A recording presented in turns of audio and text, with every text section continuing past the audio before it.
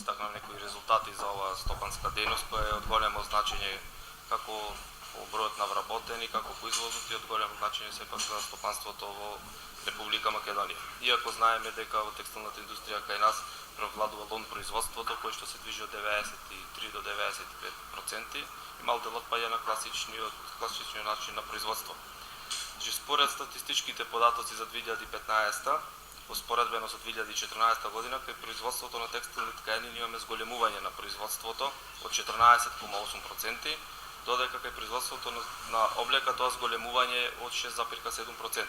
Тој тренд на зголемување го имаме и во првите 2 месеци од 2016 година. Во 2015 година извозот на во текстилната индустрија е 596 милиони долари, од кои извоз на текстил отпаѓа 67 милиони долари, а 529,3 милиони долари отпаѓаат на извоз на готови производи и облека. И целокупниот извоз во оваа стопанска дејност учествува со 13,3% од вкупниот извоз на Република Македонија, каде што земите како Германија, Холандија и Италија се јавуваат како најголеми партнери на нашите македонски текстилни компании. На страната на увозот за 2015 година имаме 528,3 милиони долари, од кои на увоз на текстил отпаѓа 455 милиони долари, а на увоз на облека 72,5 милиони долари. Она што е значајно тука треба да го наведеме и бројот на вработени во оваа стопанска дејност, кој што од година во година сепак се намалува. Од 2007 година изнесува 43.848, последните години се движи од 35 до 37.000 вработени. Последен податок што го имаме тоа е за 2014 година. Бројот на вработени е 37.841 вработен, но сепак тоа е голем процент и опфаќа околу 35 до 37% од вкупниот број на вработени во преработувачката индустрија. Просечната нето плата, исплатена во 2015 година кај производството на текстил е 14.107 денари, а додека кај производството на облека е 12.113 денари, што е далеку повисоко од законски утврдената минимална плата, која што за 2016 година е предвидено за 9.000 денари.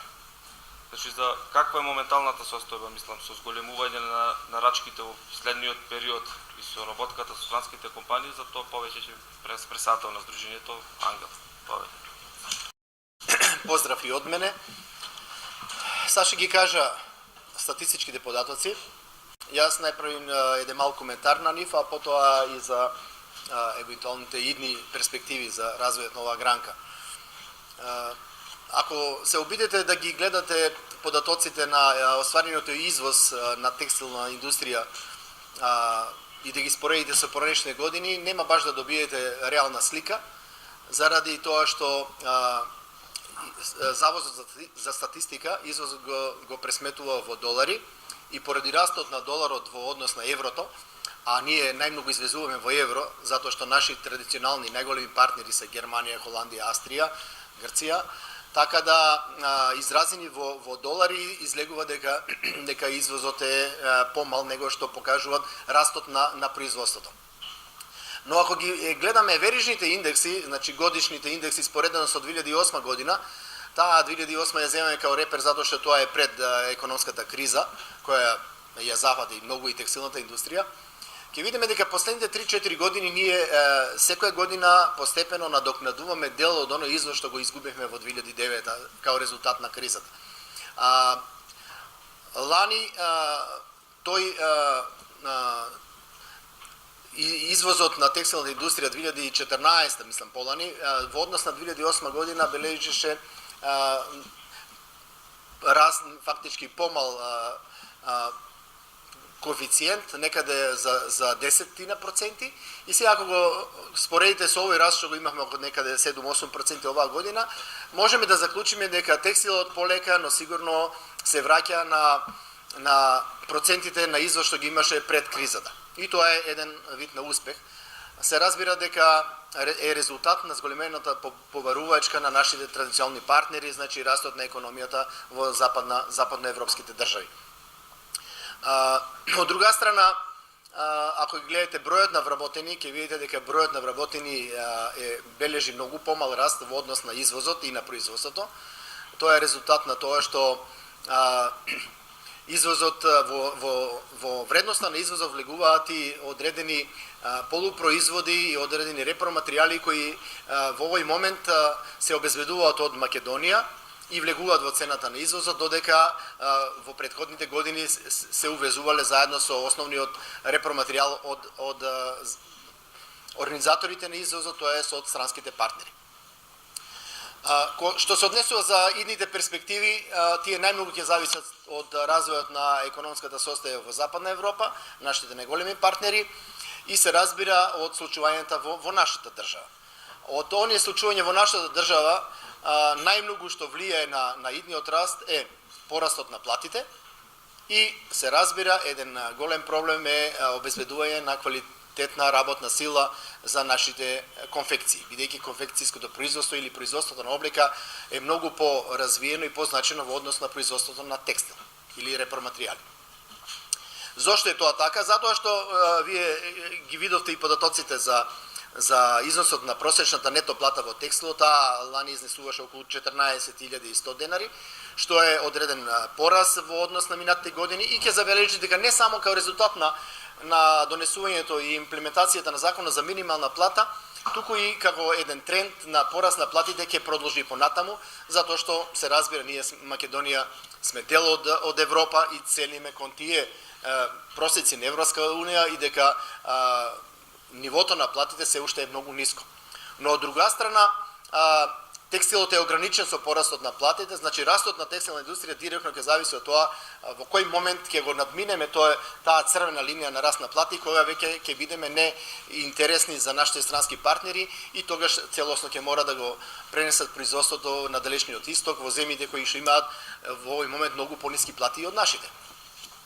Но во овој момент, заради близината на западноевропскиот пазар, заради обучената работна сила, ние најмногу произведуваме така наречена бутик роба, значи произведуваме мали серии со висок квалитет, со високи цени на нивните пазари, така да со таа структура на извозот мислам дека во идните години се уште ќе бидеме интересни и оваа гранка се уште ќе има големо учество во нашиот вкупен извоз и големо влијание во целата наша економија. Ние постојано бараме од владата одредена помош за особено за пренамена на лонот во класичен извоз. Пред малку разговаравме овде и со Саше во комората. Значи скоро 30 години во Македонија се зборува за тоа дека е потребно пренамена или преобразба на лон производството во класичен извоз. Но колку повеќе зборуваме, учеството на тој класичен извоз е се помало. Тоа е резултат најмногу за нагубењето на заеднички југословенски пазар, од тогаш нааму нагло падна учеството на класичен извоз и лонот, како што кажа Саше, учествува од 93 па некојаш и до 95% од вкупниот извоз на текстил од Македонија. Една од работи што ги баравме преку комитетот за текстил кој се формираше при Националниот совет за претприемништво и конкурентност беше да се овозможи на трговските фирми и посредничките друштва во Македонија кои извезуваат готов текстил од Македонија да се ослободи од плаќање на данок на додадена вредност. Значи во овој момент тоа решение во законот за данок на додадена вредност ни представува одреден проблем, затоа што речеме ако една трговска компанија купи готови производи од Тетекс, од Тетово или од некоја друга наша фабрика, таа мора да го купи со данок на додадена вредност и покрај тоа што се знае дека таа роба е наменета за извоз. Значи, извозот е ослободен од пресметка на ДДВ, но бидејќи таа платила ДДВ при набавката, ќе мора да го чека 3, 4, 5 месеца, зависи од тоа во кој рок се враќа ДДВ-то. На еден начин се финансира државата на товар на оваквите фирми и што представува на еден начин нестимулативност за извоз на наши готови производи. Бидејќи увозот на репроматеријали кои ќе се преработат овде во Македонија и ќе се извезат како готов производ е ослободен од ДДВ и од царини. Значи, за разлика од нив, готовите производи кои ги купиме произведени со наш репроматеријал од Македонија, трговецот мора да плати на него ДДВ. Добивме уверување од Царинска служба и особено од Министерството за финансии дека ќе биде разгледан тој проблем и да видиме во идниот период како ќе се реши. Останува и понатаму за нас таа нелојална конкуренција од технолошките и индустријски развојни зони. Значи и друг пат сме споменувале кога прв пат се зборуваше во Македонија за основање на вакви технолошки и индустријски развојни зони, кои знаете имаат одредени привилегии во однос на даноците и така натаму, се мислеше дека текстил и трудоинтензивни дејности нема да се дозволи да се основаат и да работат во тие технолошки индустријски развојни зони. Но нешто многу слично на текстил се влезе и произведува. И тоа можеби 90% од таквите фабрики произведуваат или се трудоинтензивни. Значи или конфекционираат некои каблови, или конфекционираат некои навлаки за седишта, кои во суштина текстил. И во што се состои таа нелојална конкуренција? Се состои во тоа што тие наместо да вработуваат луѓе невработени од агенциите за вработување и така да влијаат позитивно на намалување на бројот на невработени, тие им е многу полесно и попрофитабилно да вработат веќе луѓе кои се обучени кај нас и работат кај нас. И се случува да работник кој работи во некоја наша конфекција на кого се плаќаат сите даноци и придоноси, да замине во ТИРС, кај што е ослободен од даноци и придоноси, што во суштина ниту го намалуваат бројот на невработени во агенцијата, ниту пак помага на нашите фондови за пенсијско и здравство, затоа што е одреден период ослободен од плаќање на придоноси. Значи, сметаме дека би требало да се задолжат, ако сакат да ги користат тие привилегии, да вработуваат невработени лица од агенцијата за вработување, а не да земаат готови обучени работници од нашите конфекции. И на крајот, бидејќи тоа секогаш значи е интересно за платите. Значи покрај тоа што често пати сме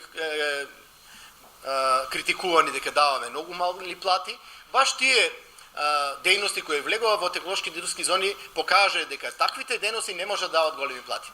Тие даваат некоја 1000-1500 денари поголема плата од прошна плата во нашите конфекции, заради тоа што имаат одредени субвенции, а прашање е кога ќе заврши периодот на користење на тие субвенции, дали би ги задржале тие работници, бидејќи ќе повторам, значи оваа дејност е таква да учеството на трудот во вкупниот приход е огромно и овозможува многу брз поврат на инвестицијата.